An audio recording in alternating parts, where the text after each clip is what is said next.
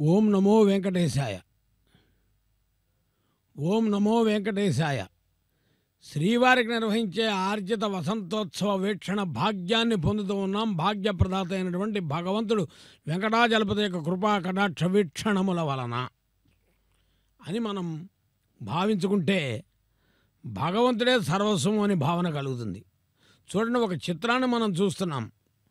పద్మావతి శ్రీనివాసుల యొక్క కళ్యాణాన్ని చక్కగా చిత్రీకరించారు ఈ వైభవోత్సవ మండపంలో. ఇది చూచే భాగ్యం కూడా ఈ వసంతోత్సవంలో మనకు కలుగుతూ ఉన్నది. మరి ఆదిశేషుడేమో ఒక ఛత్రములాగా అలా అలంకారప్రాయంగా ఉన్నాడు. ఏడుకొండలవాడ వెంకటరమణ గోవింద గోవింద అని మనం వేడుకుంటూ ఉండగా అర్చక స్వామి వారు వైఖానస భగవత్ శాస్త్రోక్త రీత్యా కలశారాధన కైంకర్యం నిర్వర్తించారు. గంగే జమునే చైవ గోదావరి సరస్వతి నర్మదా సింధు కావేరి మొదలైన నదీ నదుల యొక్క జలాన్ని ఆవాహన చేసి సహస్రధార తర్వాత ఈ కలశంలోని జలంతో తిరుమంజనాన్ని నిర్వర్తిస్తారు. తదుపరి అర్చనా కైంకర్యం. 9 రకాల భక్తి మార్గాల్లో 5వది అర్చన. ఇక్కడ 5 అనే సంఖ్యను మనం విశేషంగా చెప్పుకోవచ్చు. స్వామివారి అవతారాల్లో పరవ్యూహ విభవ అంతర్యామి అర్చావతారములు విలక్షణమైనటువంటివి. దశావతారాలు మరలా అది ఇంకొక విషయం. పరత్వము, వ్యూహత్వము, విభవత్వము, అంతర్యామిత్వము, అర్చావతార వైశిష్యము. ఎందుకు స్వామి ఇన్ని రకాలుగా మార్పు చెందాల్సి వచ్చింది? వైకుంఠములో నారాయణుడిగా ఉన్నాడు, ఇక్కడికి వచ్చి ఇదిగో అర్చామూర్తిగా కనపడుతున్నాడు. ఎందుకు ఈయన ఇలా అంటే పౌరాణిక నేపథ్యాన్ని ఒక్కసారి గమనిద్దాం. అర్చక స్వామి వారు పరమ పవిత్రమైనటువంటి తులసిని స్వామికి అర్చనా కైంకర్యంగా వినియోగిస్తున్నప్పుడు ఒకవైపున ఘంటానాదం జరుగుతున్న ఆగమార్థంతు దేవానాం కుర్యాత్ ఘంటారాంచే తత్ర దేవత ఆహ్వాన లక్షణమని. వైకుంఠంలో ఉన్నప్పుడు అనంతగరుడ విశ్వక్సేనులైన నిత్యసూరులు మాత్రమే నిరంతర దర్శనాన్ని పొందుతూ ఉండేవారు. అది స్వామి తృప్తి పడల. ఆయన ఎప్పుడూ భక్తుల మధ్య ఉండాలనుకుంటాడు. భక్తుల కొరకు భగవంతుడు, భక్తుల మధ్య భగవంతుడు, భక్తుల వలన భగవంతుడు, భక్తుల యందు భగవంతుడు. మరి అలాంటి భక్తులేరి ఆలోచించాడు. ఇది పరత్వం లాభం లేదు, వ్యూహత్వంలో కడదాం అనుకున్నాడు. వ్యూహాత్మకంగా మార్పు చెందాడు. కానీ అక్కడ కూడా బ్రహ్మాది దేవతలు ఇంద్రాది దిక్పాలకులు మాత్రమే కనపడుతూ ఉన్నారు. సామాన్య భక్తుడేడి ఇది కూడా కాదనుకున్నాడు. విభవావతారాలు బాగుంటాయేమో అని రామావతారం, కృష్ణావతారం వీటిని అనుసంధానం చేశాడు. రామావతారంలోకి వచ్చేటప్పటికి అయోధ్య నగరవాసులు, లేకపోతే వనవాసంలో 14 ఏళ్ళు వానర సైన్యము, ఇవి అంగద సుగ్రీవ జాంబవంత విభీషణ హనుమదాదులు, ఇలా జరుగుతుంది. సామాన్య భక్తులు లేరు.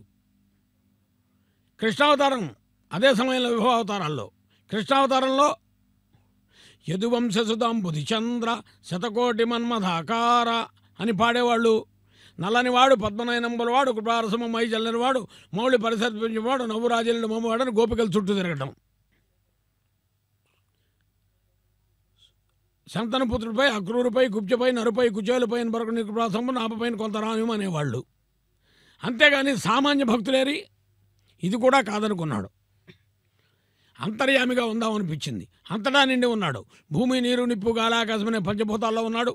సముద్రముల్లో ఉన్నాడు, జలములో ఉన్నాడు, నీటిలో ఉన్నాడు, వాయువులో ఉన్నాడు, కొండల్లో ఉన్నాడు, కోణల్లో ఉన్నాడు, నక్షత్రముల్లో ఉన్నాడు, సూర్యుడిలో ఉన్నాడు, చంద్రుడిలో ఉన్నాడు, అన్ని వెలుగులో ఉన్నాడు, చీకటిలో ఉన్నాడు, భూమి మీద ఉన్నాడు, ఆకాశం మీద ఉన్నాడు, అంతటా నిండి ఉన్నాడు అంతర్యామిగా. అయినా భక్తులు గోవిందా అని పిలిచే వైశిష్యం కనపడలా. సామాన్య భక్తులకు అవకాశం లేదు. ఇది కూడా కాదని అర్చామూర్తిగా వచ్చాడు వైకుంఠం నుంచి తిరుమలకు. ఎప్పుడైతే స్వామివారు అర్చామూర్తిగా ఇలా కనపడ్డాడో ఒక్కసారి భక్తులకు ఆనందం వేసింది. వెంటనే భక్తులంతా 2 చేతులు జోడించి నమస్కరిస్తూ ఏడుకొండలవాడ వెంకటరమణ గోవింద గోవింద అని పిలిచారట. స్వామి కూడా ఆనందపడ్డాడు. ఆనందపడి ఊరుకున్నాడా? ఉభయ దేవేరులతో కలిసి ఆనంద కర్పూర నీరాజనను అందుకుంటున్నాడు. వసంతోత్సవ వైభవంలో పరత్వం నుండి అర్చామూర్తి వరకు వచ్చేటప్పటికి కర్పూర నీరాజనంతో స్వామి దర్శనమిస్తున్నాడు. పిలుద్దాం ఒక్కసారి గోవింద అంటే 100 సార్లు గోవింద అన్న ఫలితం ఇస్తాడు.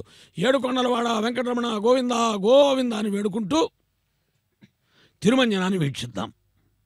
అర్చక స్వామివారు ఆకాశగంగా జలము, గోక్షరము, గోదది, తేనె, నారికేళ, ఫలోదక, హరిద్రాజలములతో వేదములే శిలలై వెలసినది కొండ, ఏ దశ పుణ్యరాశులే ఏరులైనది కొండ అన్నట్టు వేదాన్ని వింటూ తిరుమంజనాన్ని వీక్షిద్దాం, శ్రీవారి అనుగ్రహాన్ని పొందుదాం. సహస్రాక్ష సహస్రపాత్ భూమిం విశ్వతో వృత్వా అత్యతిష్టద్దశాంగులం పురుష ఏవేదగుం సర్వం యద్భూతం యచ్చ భవ్యం తామృతత్వస్యేషానః యదన్నేనాతిరోహతి ఏతావానస్య మహిమా అదోత్యాయాగశ్చ పౌరుషః పాదోస్య విశ్వభూతాని త్రిపాదస్యామృతం దివి పాదూర్ధ్వ ఉదయిత్ పురుషః పాదోస్యేహ భవాత్ పునః తతో విశ్వం వ్యక్రామత్ శాసనానశనే అభి తస్మాద్విరాడ జాయత విరాజో అధిపూరుషః జాతో అత్యరిచ్యత పశ్చాద్భూమిమథో పురః పురుషేణ హవిషా దేవాయజ్ఞమతన్వత సంతో అస్యాసీదాజ్యం భీష్మయత్మః శరద్ధవిః సప్తాస్యాసన్ పరిధయః సప్తసమిదః కృతాః దేవాయద్యజ్ఞం తన్వానాః అబద్ధన్ పురుషం పశుం యజ్ఞం బర్హిషి ప్రౌక్షన్ను పురుషం జాతమక్రతః తేన దేవా అయజంత సాధ్యార్జయశ్చ యే తస్మాద్యజ్ఞాత్ సర్వహుతః సంభృతం బృజదాత్యం పశూగుస్తాగుశ్చక్రే వాయవ్యాను ఆరణ్యాన్ గ్రామ్యాశ్చ యే తస్మాద్యజ్ఞాత్ సర్వహుతః రచः సామాని జగ్నిరే ఛందాగుంసి జగ్నిరే తస్మాత్ యజుస్తస్మాదజాయత తస్మాదశ్వా అజాయంత ఏకేచోభయాదతః గావోహ జగ్నిరే తస్మాత్ తస్మాజ్జాత అజావయః పురుషం యదధుః వ్యకల్పయన్ ముఖం కిమస్య కౌ బాహు కావూరూపాదా ఉచ్యేతే బ్రాహ్మణోస్య ముఖమాసీత్ బాహూరాజన్యః కృతః తదస్య యద్వైశ్యః పద్భ్యాగో శ్రోత్రో అజాయత చంద్రమా మనసో జాతః చక్షుః సూర్యో అజాయత ముఖాదింద్రశ్చాగ్నిశ్చ ప్రాణాద్వాయురజాయత నాభ్యా ఆసీదంతరిక్షం శీర్ష్ణోద్యోः సమవర్తత తద్భ్యాం భూమిర్దిశశ్రోత్రాత్ తథా లోకాగో అకల్పయన్ వేదాహమేతం పురుషం మహాంతం ఆదిత్యవర్ణం తమసస్తు పారే సర్వాణి రూపాణి విచిత్య ధీరః నామాని కృత్వాభివదను యదాస్తే దాతా పురస్తాద్యముదా జహార శక్రః ప్రవిద్వాన్ ప్రదిశశ్చ తస్రః ఏవం విద్వానమృత ఇహ భవతి నాన్యః పంథా అజనాయ విద్యతే యజ్ఞేన యజ్ఞమయజంత దేవాః తాని ధర్మాణి ప్రథమాన్యాసన్ తే హనాకం మహిమానः సచంతే యత్ర పూర్వే సాధ్యాः సంతి దేవాః మధ్యः సంభూతः పృథివ్యైరసాచ్చ విశ్వకర్మణः సమవర్తతాధి తస్య త్వష్టా విదధద్రూపమేది తత్పురుషస్య విశ్వమాజానమగ్రే వేదాహమేతం పురుషం మహాంతం ఆదిత్యవర్ణం తమసః పరస్తాత్ ఏవం విద్వానమృత ఇహ భవతి నాన్యః పంథా విద్యతే జనాయ ప్రజాపతిశ్చరది గర్భే అంతః అజాయమానో బహుధా విజాయతే తస్య ధీరాః పరిజానంతి యోనిం మరీచీనాం పదమిచ్చంతి వేదసః యో దేవేభ్య ఆతపతి యో దేవానాం పురోహితః పూర్వో యో దేవేభ్యో జాతః నమో రుచాయ బ్రాహ్మయే రుచం బ్రాహ్మం జనయంతః దేవా అగ్రే తదబ్రువన్ స్త్వైవం బ్రాహ్మణో విద్యాత్ తస్య దేవాసన్ వశే శ్చతే లక్ష్మీశ్చ పత్న్యౌ అహోరాత్రే పార్శ్వే నక్షత్రాణి రూపం అశ్వినౌ వ్యాత్తం ఇష్టం మనిషాణాం అమం మనిజాన సర్వం మనిషాణాం ఓం సహస్రశీర్షం దేవం విశ్వాక్షం విశ్వశంభువం విశ్వన్నారాయణం దేవమక్షరం పరమం ప్రభుం విశ్వతః పరమం నిత్యం విశ్వన్నారాయణగో హరిం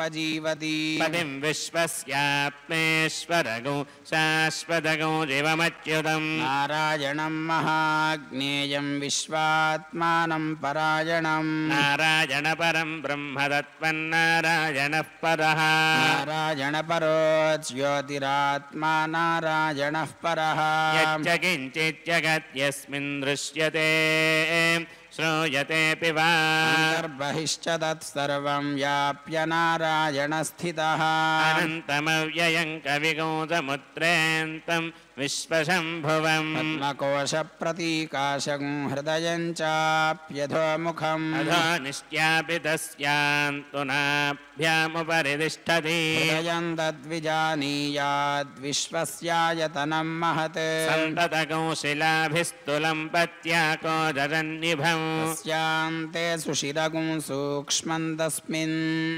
सर्वं प्रतिष्ठितम् तस्य मध्ये महानग्निर्विश्वार्चिर्विश्वतो मुखः सोऽग्रभुग्विभजन् तिष्ठन्नाहारमजरः कविः सन्तापयति स्पन्देहमापाददलमस्तकम् तस्य मध्ये वह्निशिखा अणीयोर्ध्वा व्यवस्थितः नीलतो यतमध्यस्था विद्युल्लेखे बभास्वरा दीवारशूकवत्तन्वी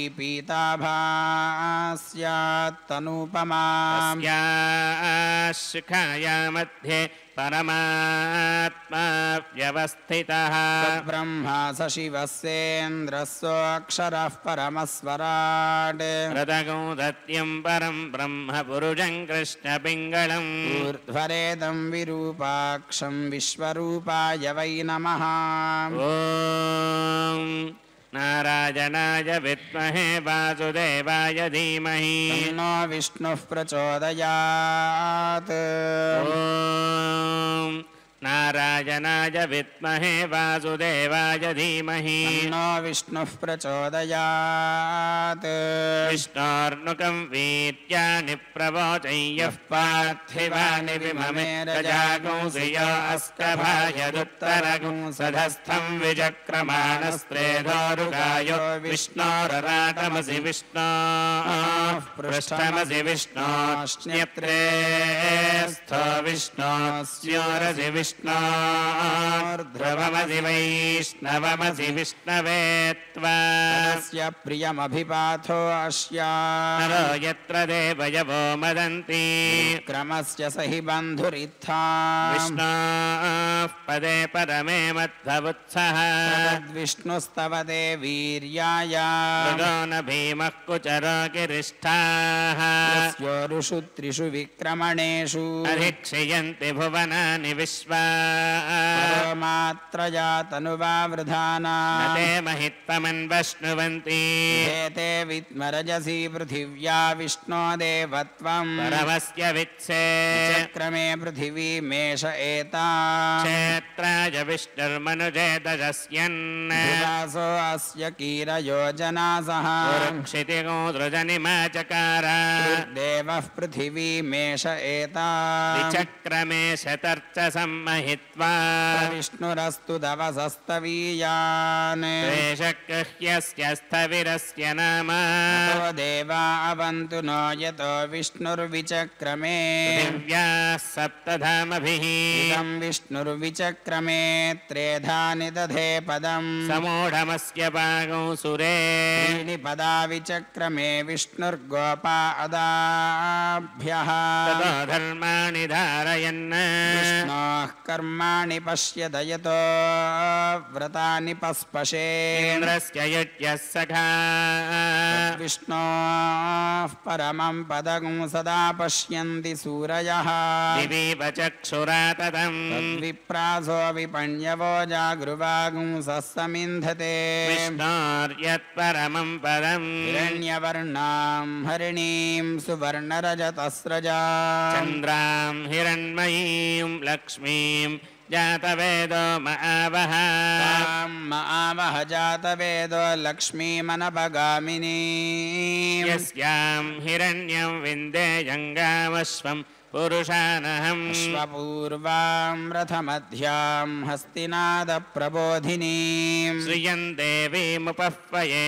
श्रीर्मा देवी जुषताम् सोऽस्मितां हिरण्यप्राकारामार्द्रां ज्वलन्तीं तृप्तां तर्पयन्तीं पद्मे स्थितां पद्मवर्णां तामिहोपह्वये श्रियम् चन्द्रां प्रभासां यशसा ज्वलन्तीं श्रियं लोके देवजुष्टामुदारां तां पद्मिनीमीं शरणमहं प्रपद्ये लक्ष्मीर्मे नश्यतां त्वां वृणे आदित्यवर्णे तपसोऽधिजातो वनस्पतिस्तव वृक्षोऽथ बिल्वः तस्य फलानि तपसानुदन्तु मायान्तरायाश्च बाह्या अलक्ष्मीः उपैतु मां देवसखः कीर्तिश्च मणिना सह प्रादुर्भूतोऽस्मि राष्ट्रेऽस्मिन् कीर्तिवृद्धिं ददातु मे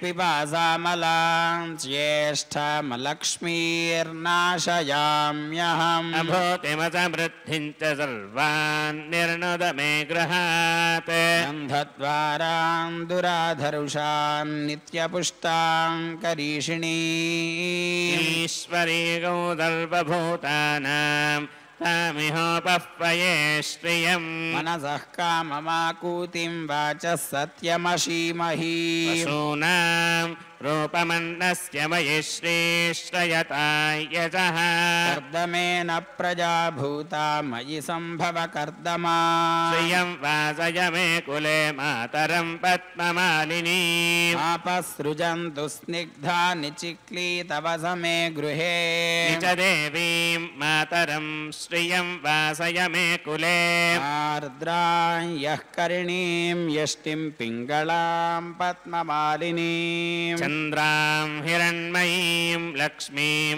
जातवेदो मावः आर्द्रां पुष्करिणीं पुष्टिं सुवर्णां हेममालिनीं सूर्यां हिरण्मयीं लक्ष्मीं जातवेदो मावः आवह जातवेदो लक्ष्मीमनपगामिनी यस्यां हिरण्यं प्रभोतं गावो दास्योऽश्वान् विन्देयं पुरुषानहम् पद्मप्रिये पद्मिनि पद्महस्ते पद्मालये पद्मदलायताक्षी विश्वप्रिये विष्णुमनोनुकूले त्वत्पादपद्मं मयि सन्निधत्स्व श्रिये जातः श्रिया निरीयाय श्रियं वयो जरितृभ्यो दधाति श्रियं वसानामृतत्वमायन् भवन्ति सत्या सामिथामितद्रौ అత్యంత భక్తిగా భక్తులందరూ కూడా ఎంతో భక్తిభావంతో వీక్షించేందుకు చక్కని అవకాశాన్ని కల్పిస్తూ అర్చక స్వామి వారు వసంతోత్సవంలో సకల విధములైనటువంటి అర్చనా కైంకర్యాలు నిర్వర్తించారు. పరమ పవిత్రమైనటువంటి ఆకాశగంగా జలాన్ని వినియోగించారు. నీరే ప్రాణాధారము కాబట్టి అందరికీ ఆకాశగంగా జలాన్ని ఇస్తాడు స్వామి. గోదాదేవి ఒక మాట అంటుంది, ఆజిమజై కన్నా వన్ను నీ కైకరవేల్. ఇక్కడ గోదాదేవి ప్రస్తావన ఎందుకు వస్తుందంటే తులసి వనములో ఆవిర్భవించింది ఆవిడ. మాతాచే తులసి పితా ఇది తవ శ్రీ విష్ణు చిత్తో మహాన్. తులసిమాలలతో ఉన్న స్వామివారిని చూచి పల్లాండు పల్లాండు పల్లాయి రత్తాండు పలకోటి నూరాయిరమని పల్లాండు పాడిన పెరియాళ్ళవార్ల ముద్దుల పట్టి ఆమె తులసి వనములో ఆవిర్భవించింది. అలాంటి గోదాదేవి కూడా మేఘుణ్ణి వరుణుణ్ణి బాగా స్తుతించింది. నెలకి 3 వర్షాలు కురవమని చెప్పిందట. అంటే నీరు ఆధారం కాబట్టి. తర్వాత క్షీరము. ఈ క్షీరానికి ఉన్న ప్రత్యేకత ఏంటి? గోక్షీరము. అమ్మవారు క్షీరసాగరంలో ఆవిర్భవించింది. హరికిన్ పట్టపుదేవి పుణ్యముల పోవర్ధంపు పెన్నిక్క చంద్రు తోబుట్టువు అని. తలుకు బెళుకుల కాంతి తలుకులేన తలుకు బెళుకుల కాంతి తలుకులత తలుకు బెళుకుల కాంతి తలుకుమైన తలుకు బెళుకుల తోట లచ్చి పుట్టాడు పోతన గారు భాగవతంలో. లక్ష్మీ ప్రకృతి లచ్చి వికృతి అమ్మవారు ఆవిర్భవించింది. కాబట్టి ఆ క్షీరాన్ని తెచ్చి ఇక్కడ తిరుమల నిర్వర్తించారు. పెరుగు చల్లదనానికి ప్రతీక. మరి కృష్ణావతారంలో పాలు, పెరుగు, వెన్న, మీగడ చక్కగా భుజించేవాడు ఆయన. సొంత ఇంట్లో అయితే ఆయనకు ఆనందం ఉండదు. యశోదాదేవి పెడితే స్నేహితులతో కలిసి ఇరుగు పొరుగు ఇళ్లలో ఆయన తెచ్చుకు తినటం, దొంగిలించుకుని తినటం ఆయనకి ఇష్టం. అది ఒక ఆనందం స్నేహితులతో కలిసి. తర్వాత తేనె చాలా విలక్షణమైనటువంటిది. ఇది భగవంతుడికి వినియోగించినప్పుడు తేనె సోనలు జాలువారగా అల్లమెల్లన ఆటలాడగా పాట పాడుతూ నడచి వచ్చను నల్లనయ్య మా ఇంటికి అంటారు. కృష్ణాష్టమి రోజు ఇంటి ముందు కృష్ణుడు పాదాలు వేస్తారు. ఆయన వస్తున్నప్పుడు ఈ పాట పాడతారు.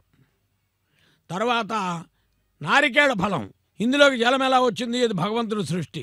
పూర్ణ ఫలం నారికేళ జలం. తర్వాత హరిద్రా జలం అంటే పసుపుతో కూడినటువంటి శుభప్రదమైన జలం. తర్వాత చందనంతో అలంకరించి, తులసిమాలలతో అలంకరించి, సకల విధములైన అర్ఘ్యపాద్యాచమనీయ ధూప దీప కైంకర్యాలు సమర్పించి ఇప్పుడు కర్పూర నీరాజనాన్ని సమర్పిస్తూ ఉన్నారు. చందన చర్చిత కిరీటధారి అయి, చందనాలంకార శోభితుడై, తులసిమాల అలంకార భూషితుడై, ఉభయ దేవేరులతో కలిసి నీరాజనం అందుకునే స్వామికి నమస్కరిద్దాం. ఆయన కరుణకు మనం పాత్రులమవుదాం. ఆయన కటాక్షానికి పాత్రులమవుదాం. చేతులు జోడించి నమస్కరిస్తూ మంగళమయ్య శ్రీరమణ, మంగళమీయద లోకపాలక, మంగళమాదిదేవ, జయమంగళమార్త జనావన హరి, మంగళమూర్తి మంగళము, మంగళాశాసన పరైర్మదాచార్య పురోగమై సర్వైశ్చపూర్వైరాచార్యై సకృతాయాస్తు మంగళం అంటూ తులసి వనమాల గోవింద గోవింద అని వేడుకుందాం. ఆనంద నిలయవాస గోవింద గోవింద అని అర్థిద్దాం. ఏడుకొండలవాడ గోవింద గోవిందని ప్రార్థిద్దాం. వేడుకున్నా, అర్థించినా, ప్రార్థించినా భగవంతుణ్ణి.